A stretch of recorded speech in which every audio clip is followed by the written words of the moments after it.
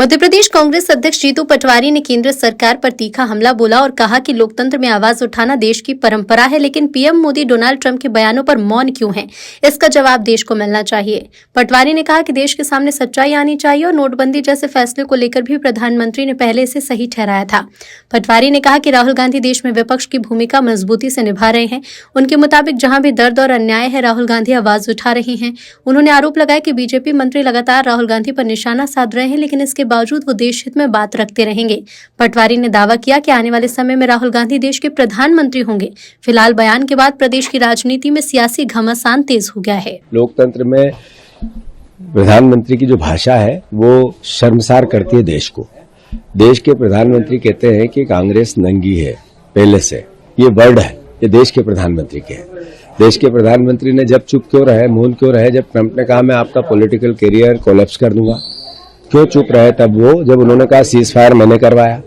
जब देश के किसान 0% टैरिफ पर अपनी फसल अमेरिका जा सकती है और वहां 18% लगेगा जाने के लिए और उनका 0% में आएगा, ऐसी परिस्थिति में प्रधानमंत्री ने क्या हित देखा देश के किसानों का? तब चुप क्यों है?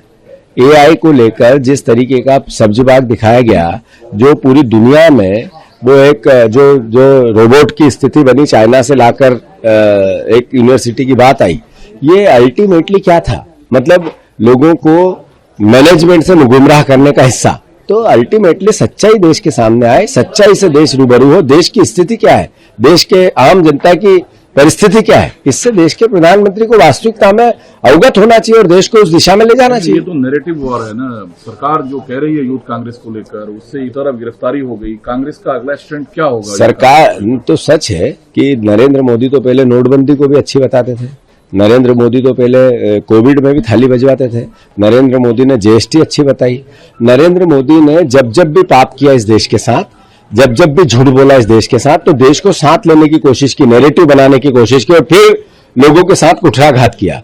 वही याद चल रहा है। कांग्रेस के अंदर से सवाल उठ रहे हैं राहुल गांधी को लेकर, लेकिन जम्मू कश्मीर में उमर अब्दुल्ला कह रहे हैं कि राहुल गांधी एलओपी का जो दायित्व है वो निभाते हैं, हरदम बीजेपी से लड़ते हुए वो दिखते हैं, लेकिन मणिशंकर अय्यर पार्टी के अंदर से सवाल उठा रहे हैं। मैं समझता हूं कि मणिशंकर अय्यर जी की जो सोच है, जो विचार है, वो देश जानता है। जहां तक प्रश्न है राहुल गांधी का, एक से देशभक्त सच्चा नागरिक जो लगातार देश के विपक्ष की भूमिका निभाना, दलितों के, पीड़ितों के, दुखियों के, सर्वहारा के, किसानों के, युवाओं के, जहां परेशानी होती है, जहां दर्द होता है, जहां दुख होता है, वहां आवाज उठाते रहते हैं। और एक ही देश में नागरिक है ऐसा, सिर्फ एक नागरिक राहुल गांधी, जिसके खिलाफ देश के सारे मंत्री, सारे बीजेपी के मुख्यमंत्री, प्रधानमंत्री, पूरा उनका सिस्टम सब लगे हुए हैं, फिर भी दृढ़ता से अपनी बात कहते हैं, देश हित में कहते हैं, देश के लिए कहते हैं। जब मैं मणिशंकर अय्यर जी का इतना बोलने से पहले विचार करना चाहिए कि दुनिया में एक व्यक्ति ऐसा है 200 साल की हिस्ट्री में जिसने 4000 किलोमीटर पैदल चल के सिर्फ प्रेम प्यार मोहब्बत की बात की, देश की समस्याओं की बात की। कि राहुल गांधी ही इंडिया ब्लॉक के नेता हैं, मौका मिलने 100% मंत्री बनेंगे। किसने कहा? देश कह रहा है, चिल्ला चिल्ला करके आने वाला प्रधानमंत्री देश का राहुल गांधी है। किसी एक व्यक्ति या दो नेताओं के कहने से ना जाना है ना आना है।